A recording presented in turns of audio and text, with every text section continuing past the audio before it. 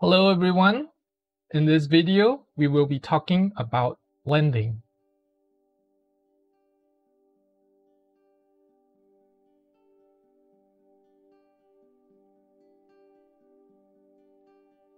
Hello again everyone! So today we are talking about blending. But before I get into blending with colors, let's do a little bit of demo with pencil shadings, okay? So I'm sure all of you have seen how people do coloring with just pencil shadings alone. So today that's what we're gonna do, and I'm going to show you how that looks with and without blending. So here there are 4 little circles that I've drawn, and it's zoomed in all the way so you can see it better of what I'm doing. So this is a 2H pencil that I'm using.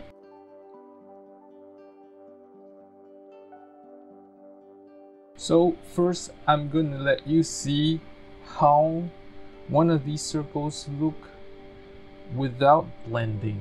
Okay, the paper I'm using on is the watercolor multimedia paper that's from this, okay, one on my recommended list.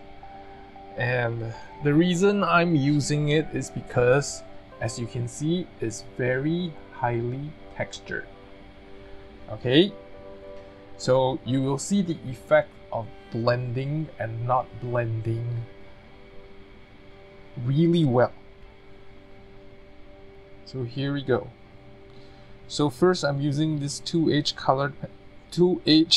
drawing pencil to shade the entire circle here. Okay, now I'm gonna quicken it up by doing a fairly sloppy job because it's pretty sharp, and I want to show you the effect of blending and not blending. Alright, so now with no blending you can see a lot of the grains in the paper show up, and I purposely am using the flat part of the lead because if it's too sharp it will go right into the grains and it wouldn't be able to show what I'm trying to show here. Okay, so I hope this is visible. Alright, so it's really light intentionally. I'm going to do the same for this circle here. I'm trying to keep it intentionally light.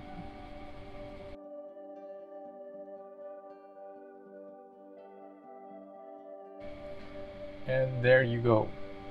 Alright, and we can clean up a little bit on the side because I do notice some pencil shadings coming off.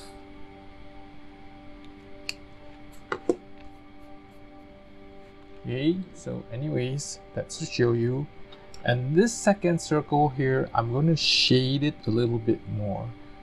Okay, so this here, I'm using the 2H pencil, 2B pencil now, as you can see.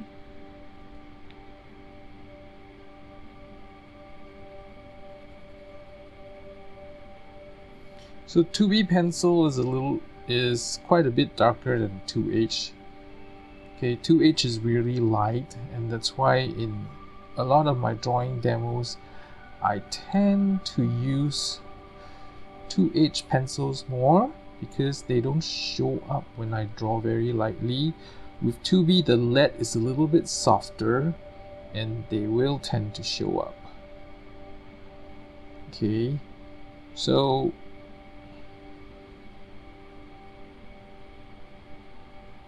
now I'm intentionally doing a lot of these.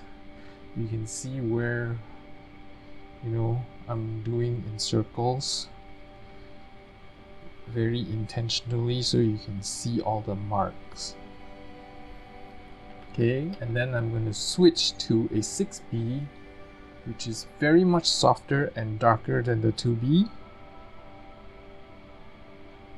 And you will see why in a minute.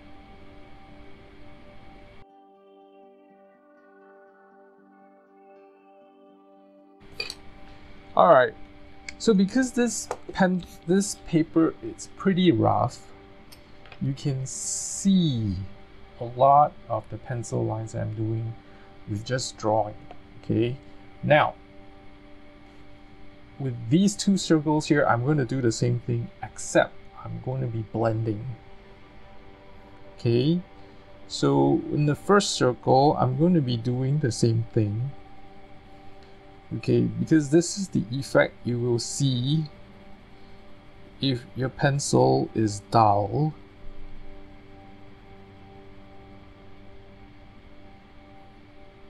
Okay, these pencils are quite a bit harder than most good color pencils, so the leads are quite a bit how should I say, softer. Okay,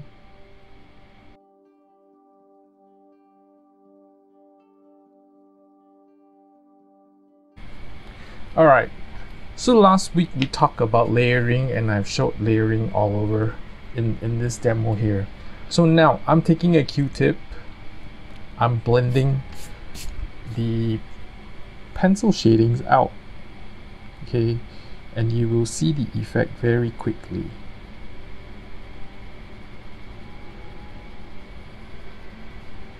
The difference in the effect.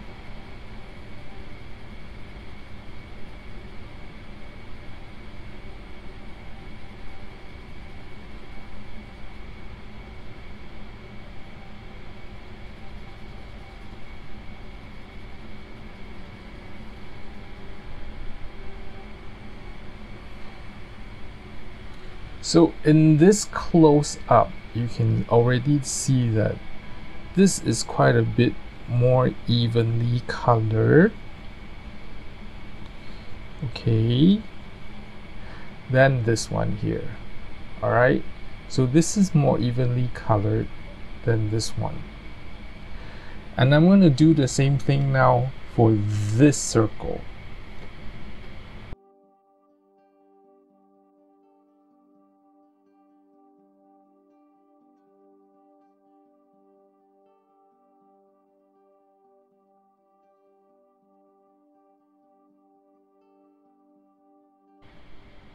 Now, normally, I want to add that normally you don't shade with a pencil like this. You can, but it gets different effect. Usually you do this, alright, and then you shade with the, you draw really tiny small circles in that area that you want to shade. But in this case, because I'm trying to show you an effect, so I have to emphasize the effect a little bit more by using the flat end of the lead of the pencil. Okay, and then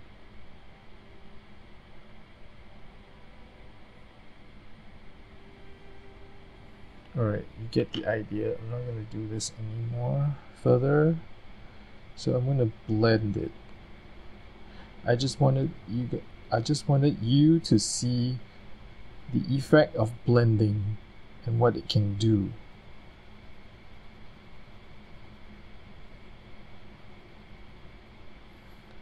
Okay, and with blending in this case, using a Q-tip again, you're going from the lighter end of it to the dark side. Okay, so now I'm just rotating my Q-tip around, so you go this way.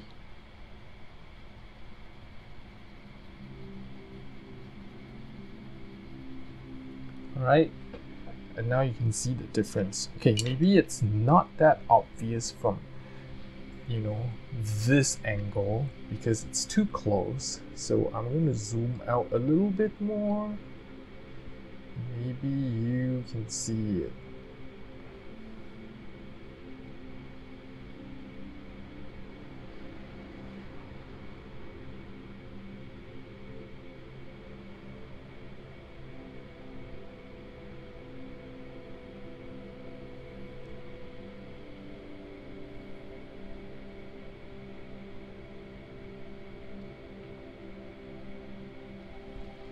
Okay, so now you see the difference. This is like more soft.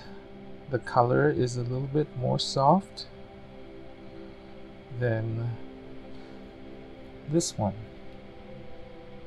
Okay, so that's the effect of blending with pencils. Now with this blending, I can also create with this blending I can also create a different effect. Let's say I wanted to create, with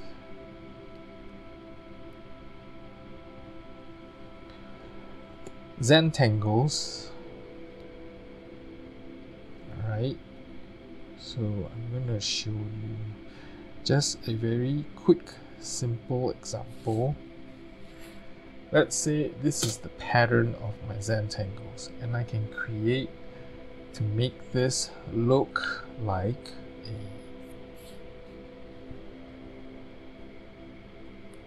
fish scale. Okay, so I'm going to just borrow some shading from here, and then I'm going to just do this. So basically what you do is, if you don't have anything here, you just take a piece of paper, any type of paper, just do this, take a pencil and just do a random shading like that, and then you just rub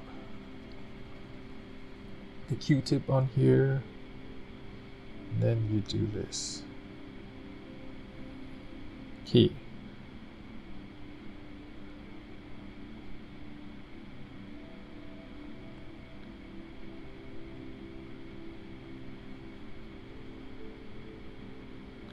Then you can clean up after that to make it look more pronounced, which I will be doing.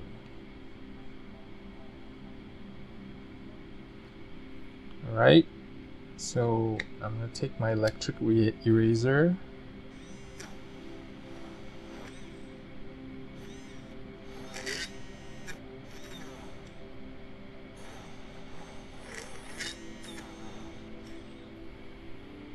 If you don't have an electric eraser, any kind of eraser will do. Sometimes electric erasers aren't that accurate, which is why I have one of these erasers to do this.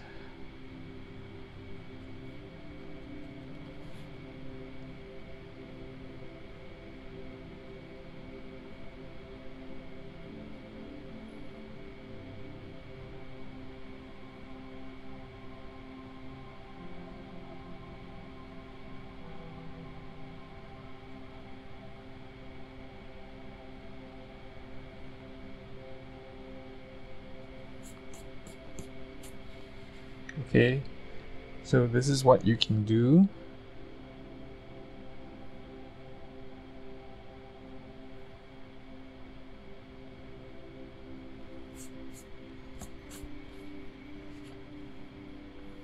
So it'll look like there are grooves, okay, in the shape. So if I want to make something look like, let's say, a hole, okay, I'm going to do something simple.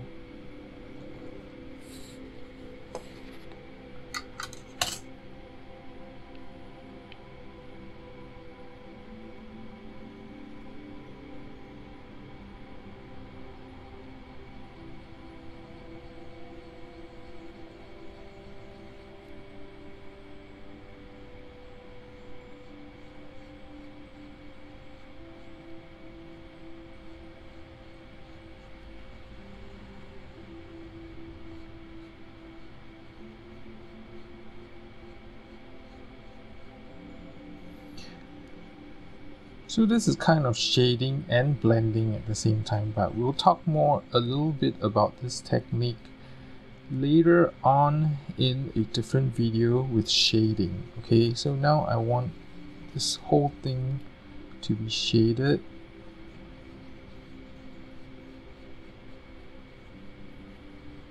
So you can do this with pencil, like shape the whole thing, or you can do it with this method that I'm showing you. Okay, now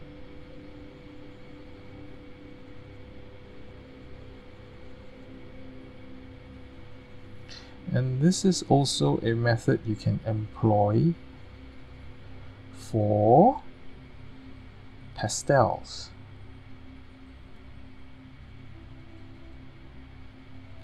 Now I'm finding that I can't get this dark enough, so I'm gonna make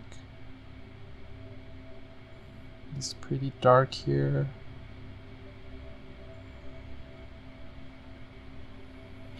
Okay, and then I'm gonna do this.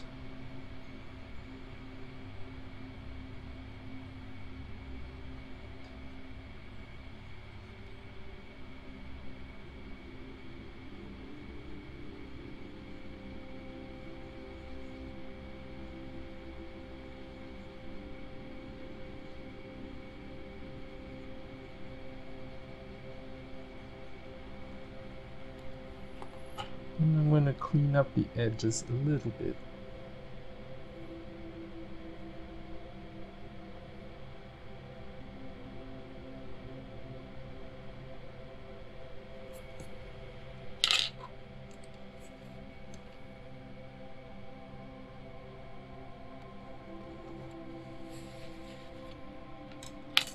Now it's starting to look like there's a depression in the shape. Okay? Like there's a hole here. Just a slight effect. And I've shown this effect here in one of my drawings in the video. Okay, it's a Neuroart drawing with Xantangles. Okay. Alright, so now we move on to colors.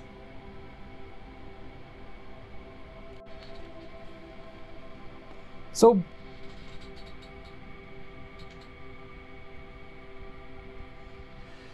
now, blending with colors requires the knowledge of a little basic knowledge of, you know, the color wheel, or what we call the art color theory. Not the Neuroart color theory, but the art color theory.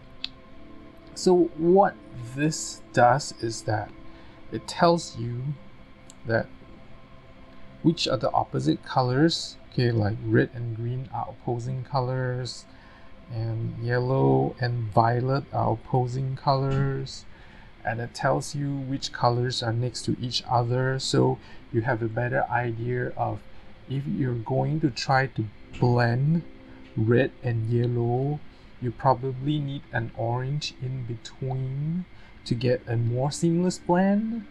Or if you're trying to get to red to green, you would have to add orange and yellow in between to get to green, so that it will be a more seamless blend. And I will show you that. So getting it, and then like getting from red to violet, which I've shown very often in my review of the coloring materials, you will see that no, sorry, not red and violet, but red and blue. I will put purple in between to get a more seamless blend. And we all already know red and blue makes purple, and that's why violet needs to be there, so that, or violet or purple needs to be there to get a more seamless blend. Okay, so what this is saying is that it is easier to blend red and orange and red and violet as opposed to trying to blend red and green together. Okay, so that's one property of the color wheel. Now, if you want to desaturate a red color, it also says that you can add a little bit of green to the red to desaturate the red. And that's also true for green. So this is one use of the color wheel. By using the opposing colors, okay, what I think it's called the complement of the color, if I'm not wrong, you will get mud usually. So if you mix red and green, you get some kind of muddy color like brown or gray or something that's really awful that you don't like to see in any painting. But if you add just a dash of green into red, it would desaturate the red, and that's what this is saying. Okay, so the color wheel, not having knowledge of basic color theory, which is the art basic color theory, is very, very useful in this aspect when you're trying to blend colors together. So like blending yellow and green is much easier than blending yellow and purple, okay, because they're complementary colors. All right, so I'm going to show you what is it now. How does it look like now?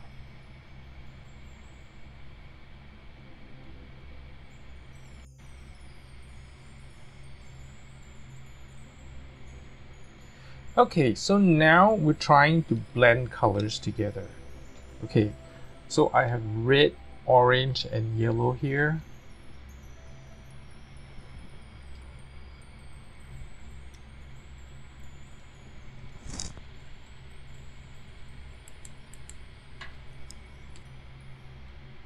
Okay, so you will see that in order to achieve a really nice blend, you will need the orange to get to yellow, okay, as opposed to just having these two colors. So I will show you. Okay, this is red.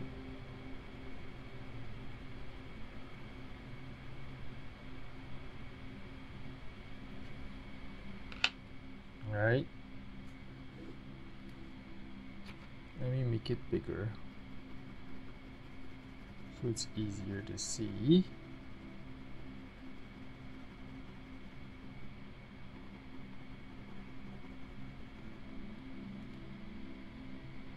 So I'm going to do yellow here.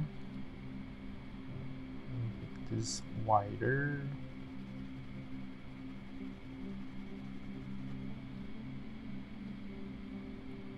And I'll do yellow here.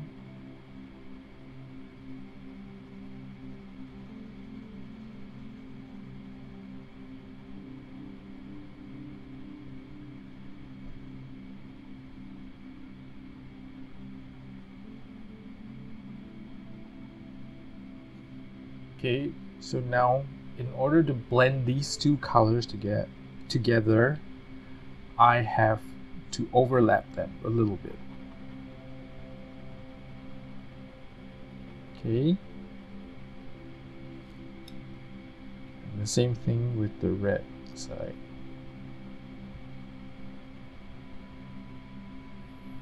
And as I'm doing this, if you're using a decent set of color pencil, you will see an orange hue come forth because of the mixing of the two pigments.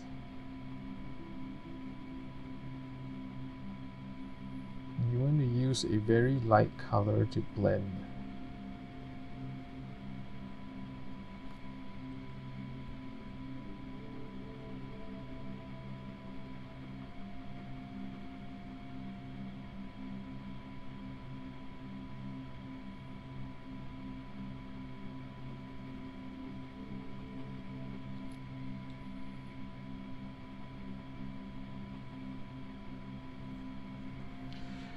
Alright, you see that it's blending, but it doesn't really look that good. So I'm gonna use the orange in between now.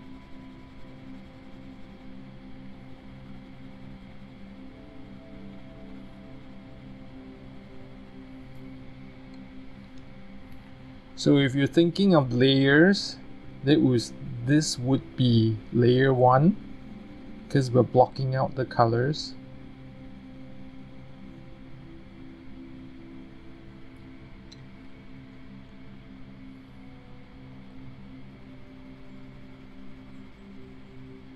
And I'm not pressing very hard, I'm using a pretty light hand to do this, and I'm just, you know, going over and over to make it slightly darker.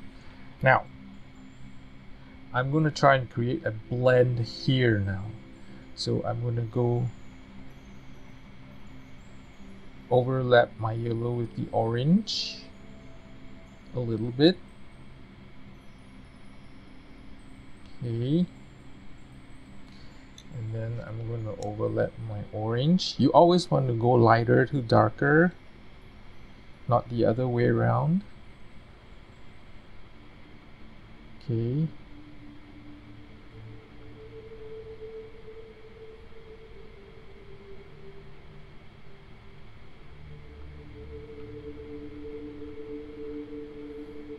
And you want to go over lightly, you know, a little bit to the yellow side, because the orange is the one that's overlapping a little bit.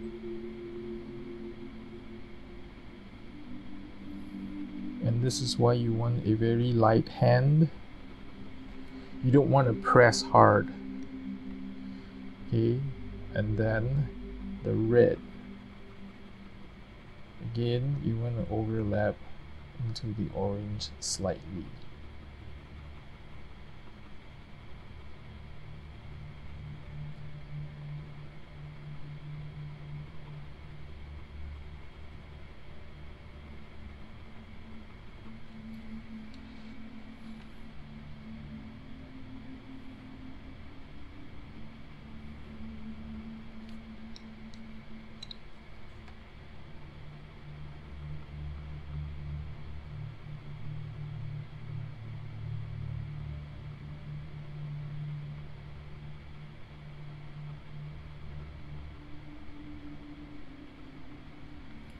And you would see that the difference in the result. You still can blend with just 2 colors, but with 3 colors it's a little bit more seamless, and we're using color pencils here. Okay, it's a little bit easier with water soluble medium, as I've shown in all my reviews.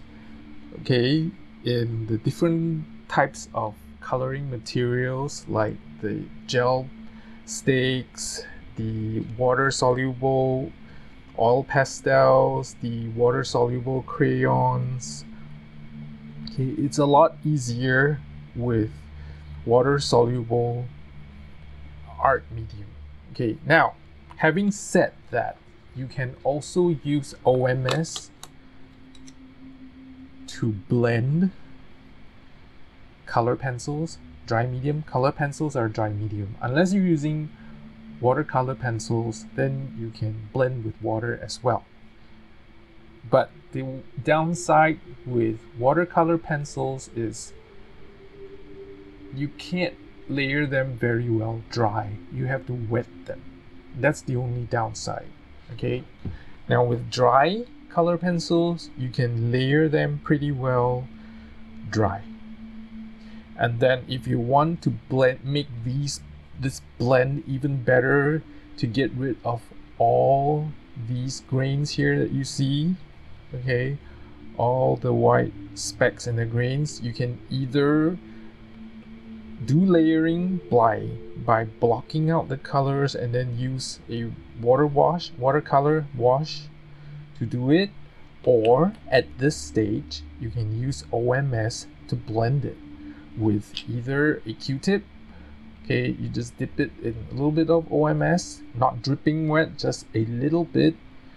Okay, and then you just blend from yellow to orange to red, and you will see a seamless blend. And on top of that, you will get rid of all the grains that you're seeing. Okay, so that's the upside of using OMS on color pencils. So you've seen this now. Now I am going to show you how you can blend. What happens when you try to blend red and green together.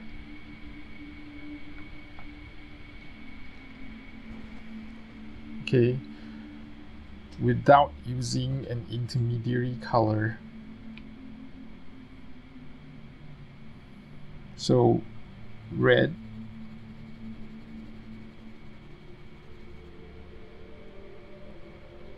okay, and green.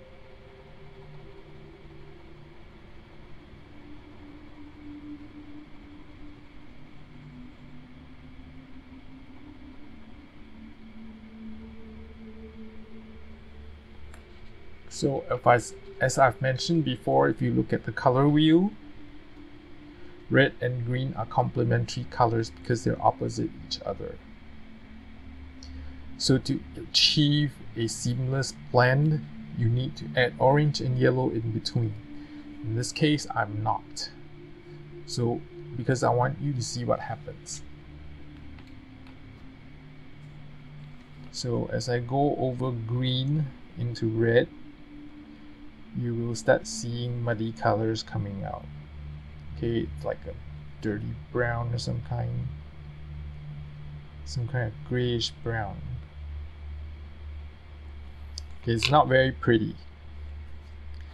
And the same thing with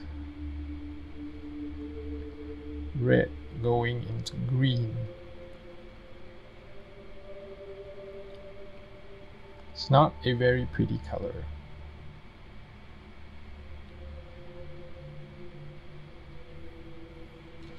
Okay, and you won't get this kind of pretty blending effect. So in order to get from red to green, you need all four of these colors. Alright, so let me show you again.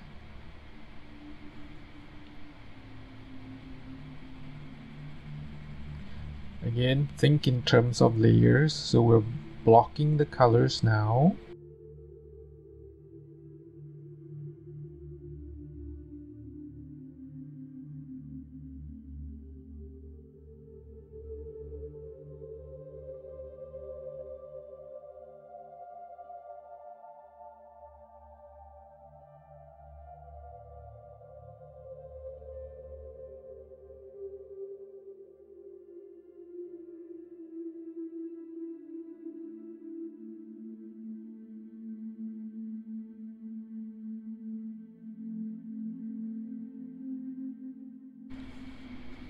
Okay, so you see the difference now?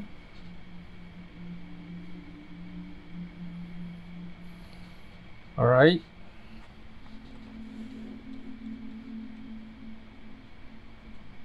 So this is if you're using this to blend. Now it doesn't matter what kind of materials you use, the effect of blending complementary colors is always, or mixing complementary colors is always mud. The effect will always come out like this most of the time, and you may not like it unless that's the effect you're trying to go for. And having said that, let's say I have this red, okay, and I want to desaturate it. Now, this red is pretty intense.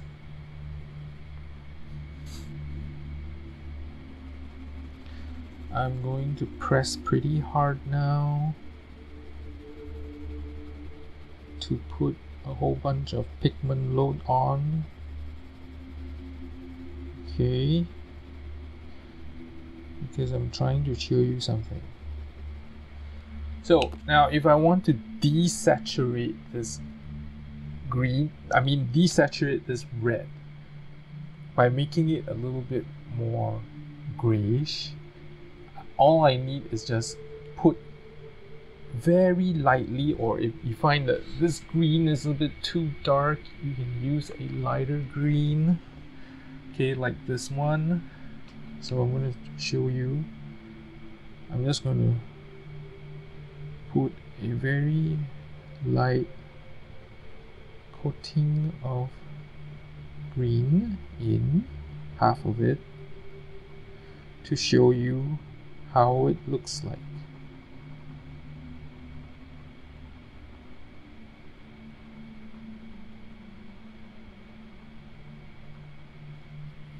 Okay, already you can see that this part is a little bit duller than this one.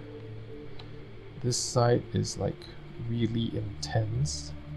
I'll darken it so you can see the difference.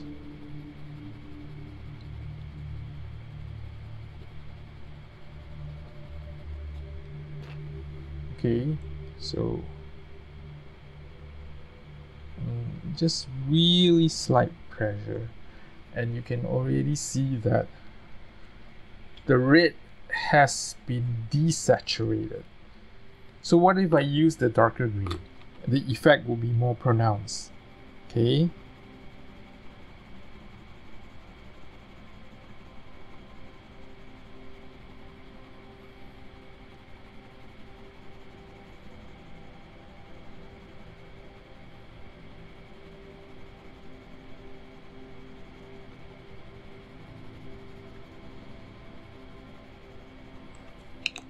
So now I'm going to put this darker green on. Again, very lightly.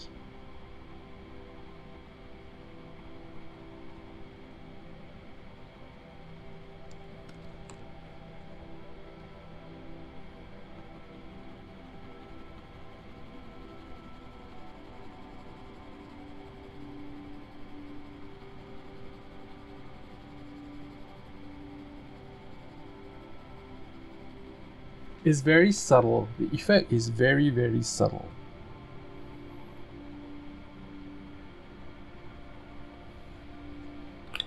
But you can tell that this color has been desaturated even more than this.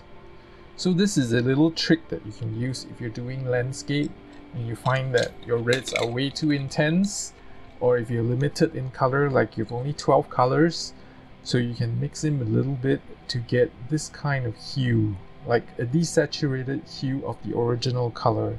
And the same goes for every other colors on this wheel. So like for example orange, okay, if I mix in a little bit of blue, it will become desaturated. Okay, so because I can't mess with water right now, I'm going to use a red marker as an underpainting. Okay, so this is a red marker. You can use a marker as an underpainting if you want.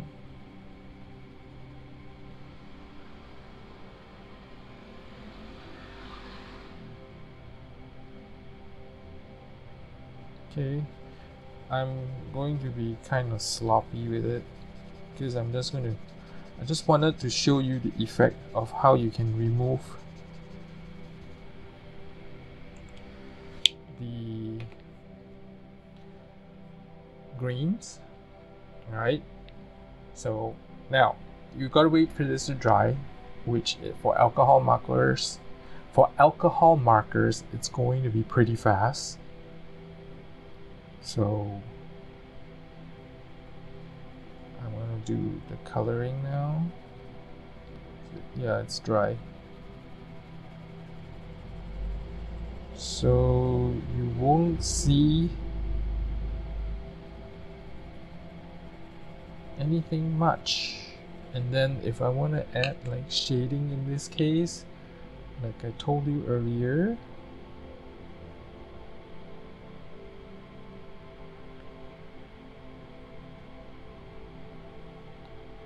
we will talk about shading next video.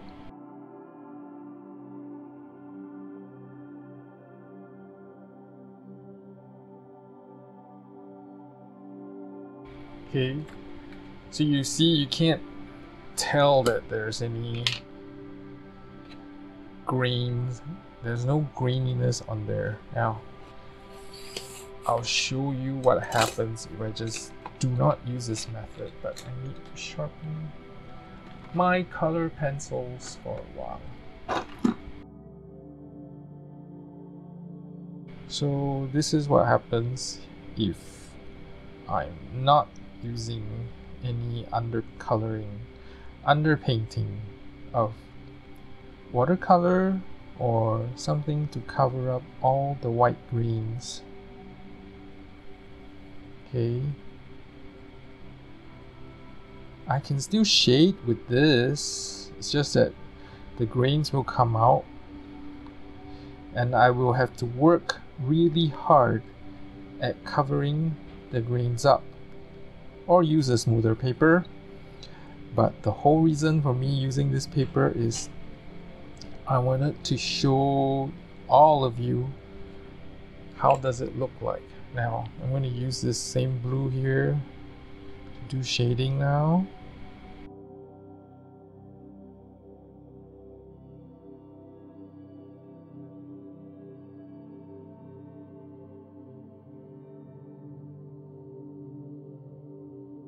Okay, so I need to make this sharper. Right.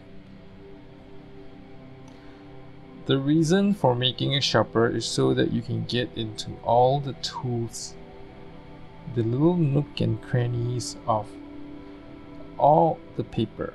Okay, like what I'm doing now. You see, I'm doing tiny little circles to get into the little nooks and crannies of the paper so that, you know, I can get rid of the grains. And this is what you will need to do if you don't do any underpainting. Like use a watercolor or some marker pens to do this as a first layer of underpainting. Okay, and you will have to sharpen it very often, like this.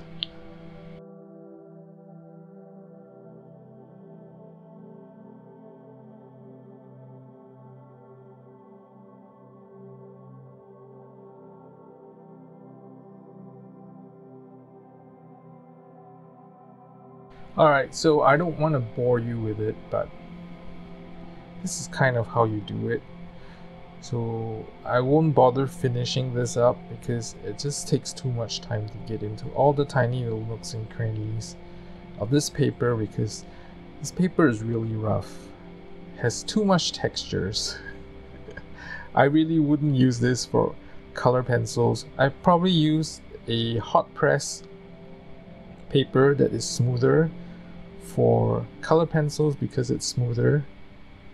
And you can also use watercolors on it as an underpainting to cover up all these grains. Of course, you can use these grains to your advantage, like I've shown you in the previous video with the lotus flower, the Neuroart lotus flower that I drew. You can use that to your advantage. So you see the difference here is like, this can look like a very grainy textured ball, and this could be like a really smooth one. Alright, so with that, I am going to end this video here with blending. Okay, and I will talk to you again in the next video.